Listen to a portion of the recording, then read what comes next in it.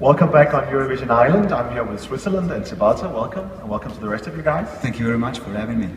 And I see you brought a friend, your fiddle. Yeah, it's one of my great friends. Yeah, I've heard you're very famous for using your fiddle. You've been doing that quite a bit in Switzerland. Yeah, I've been doing it for quite a while now. I started when I was 6 years old, and I've been playing Irish tunes and that kind of music for the past 10 years, probably. Yeah? Well, I mean, you can't bring it without giving us a little taste. So should we just start with the little? All right, yeah? why not? Should I hold yeah. that? So I play the solo of Hunter of Stars. Okay, cool. That's a good choice.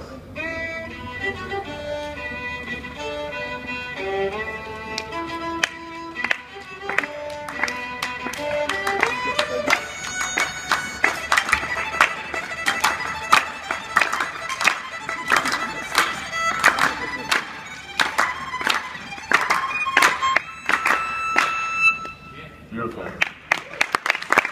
Thank you. So what is Hunter of Stars about? Actually, Hunter of Stars is about a journey I made 1 year ago during summer time.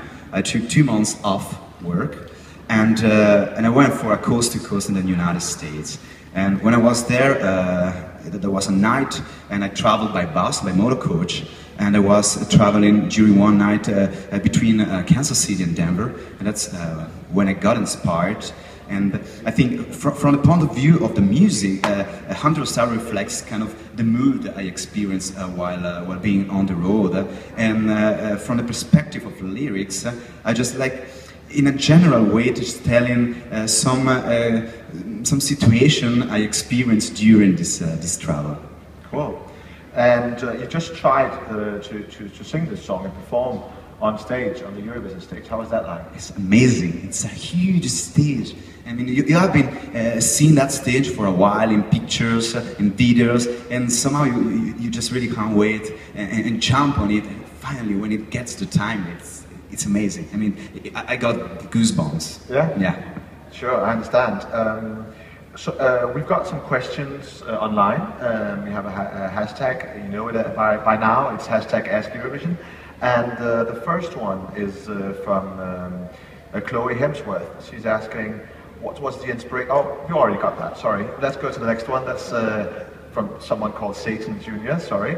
Why are you whistling in your song? Why do you whistle? Why? That's a nice story. That's a really interesting question. Because as I said, I was on the road when I wrote this song, and I didn't have an instrument with me.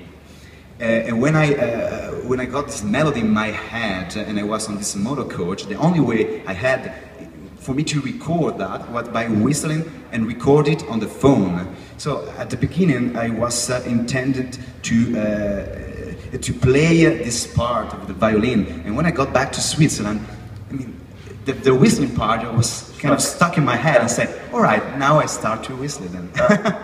Well, it sounds great, and I love your video, it's very cool. It's a very cool, but it's also, it looks like it has a concept and stuff. So are you hoping that the Eurovision, whether you win or not, is going to bring something new to your career? Actually, yes. I mean, that's one of my hopes. I'm currently recording an album, a CD with 10 tracks, and of course, also Eurovision could be really a good way of promoting my music, and the whole tracks are coming up next. Cool. Let's have some questions from the floor. If anyone has a question, please raise your hand. Not for now. I'll continue with some questions from our viewers. This is from Leslie Sim. She wants to know, there's quite a lot of whistling, speaking of whistling this year. Even Denmark has a whistle song. So is it a good thing or a bad thing, do you think? I think it's quite a nice song. I mean, a nice thing. I mean, whistling always, in my opinion, whistling always brings kind of a good mood. And the more good mood we have during these fantastic 2 weeks, the better it is. And you hope that the whistling will get stuck in our heads as well? Hopefully, yes. I mean, as it did with me. Yeah. So now you've seen your performance on stage, on the big stage you just talked about. Are you going to change anything after you've seen your rehearsal? You just watched it. We just watched it, and I'm quite excited. I'm quite happy about that. What I think I will do now is just like work just keep this kind of performance and working in order to make it better and always better. And you have a career in Switzerland as well. You've been playing over 300 concerts. So do you still get nervous, or is that long gone? Oh, actually, yes. I kind of get nervous because I've been playing 350 gigs, but I was just playing violin, so I'm quite used to playing violin.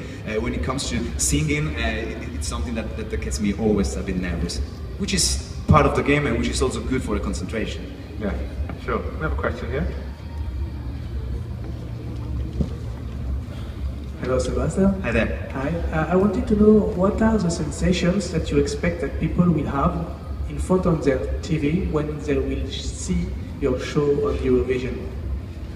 I strongly hope they're gonna whistle with me, and I really hope they're gonna enjoy the 3 minutes of good mood. That's basically what I wanted to bring to the audience during that 3 minutes, which is really good mood, good energy, which is what really inspired me and what was my mood those days when I wrote the song.